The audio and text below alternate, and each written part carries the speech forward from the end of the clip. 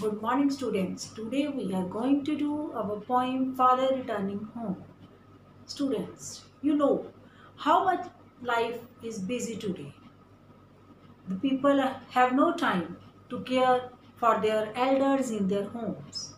Yes, this is the theme of this poem, Father Returning Home. In this poem, the poet describes how an old person leading his lonely life and how he is feeling, and he shows no interest in others and even others show no interest in him. So first of all we will do some vocabulary words. The name of the poem is Father Returning Home and the poet is Dilip Chitri. Commuter, traveler, suburbs, area out of city, soggy, wet, sticky, filled, contemplate, to pass out, tremble, shiver. So let us read the poem. Poem is on page number 113, Father Returning Home. My father travels on the late evening train, standing among silent commuters in the yellow light. Suburbs slide past his unseeing eyes. His shirt and pant are soggy, and his black raincoat stained with mud, and his bag stuffed with books is falling apart. Poet क्या कह रहा है कि उसका जो father है वो रात को सबसे देर में आने वाली जो ट्रेन है, लेट नाइट ट्रेन है, उसमें वो सफ़र कर रहा है और जो येलो रोशनी है रात की वो उस पर पड़ रही है और वो जैसे अपनी सोच में अपने पास्ट को देख रहा है उसकी, क्योंकि उस दिन जो मौसम है वो बारिश वाला है, इसलिए उसकी जो पैंट और शर्ट है वो वेट है, गिली है. His black raincoat stained with mud, और जो उसके ब्लैक रेनकोट पहना हुआ है उसके ऊपर भी मड लगा हुआ है, गारा लगा हुआ है.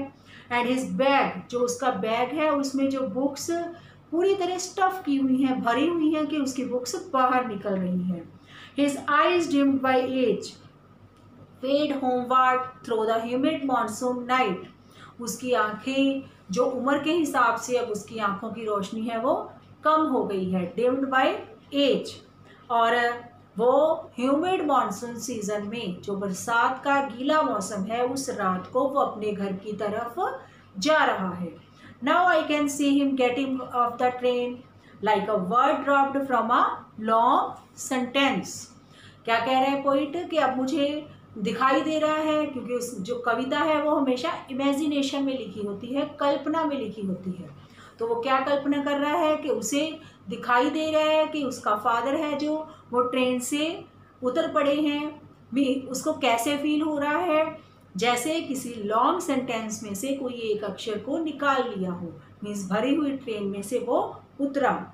ही breezes across the length of the grey platform, crosses the railway line, enters the lane. His chappals are sticky with mud, but he hurry onward.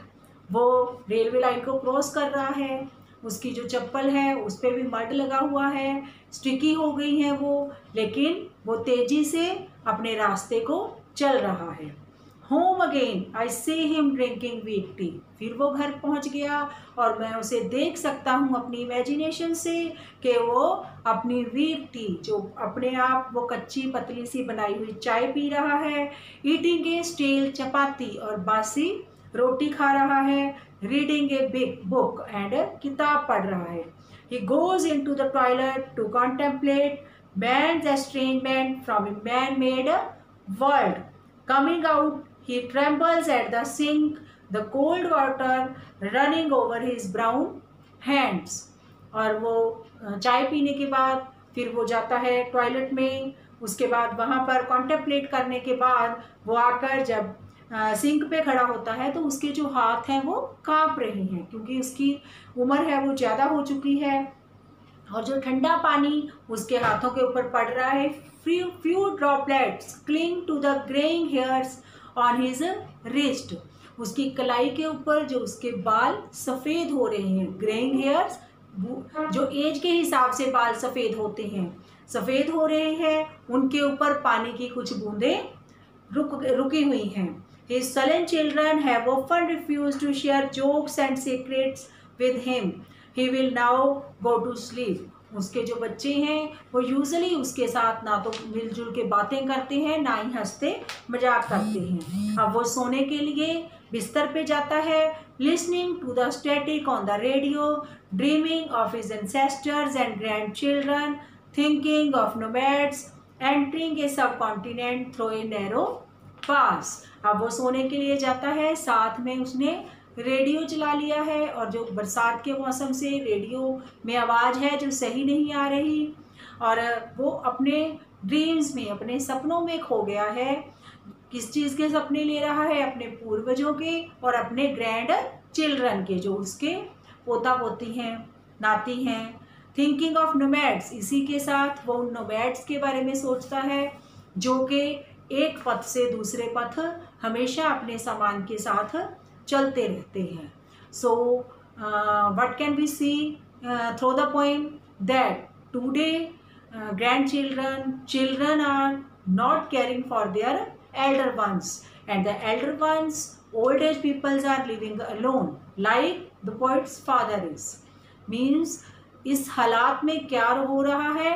लोग अपने जो बच्चे हैं वो अपने बुजुर्गों को अकेला छोड़ देते हैं, और वो फिर अगर वो अकेले रह जाते हैं, मीन्स अगर हस्बैंड वाइफ में से एक ही रह जाता है, तो फिर उसके लिए अपना जीवन व्यतीत करना और भी मुश्किल हो जाता है।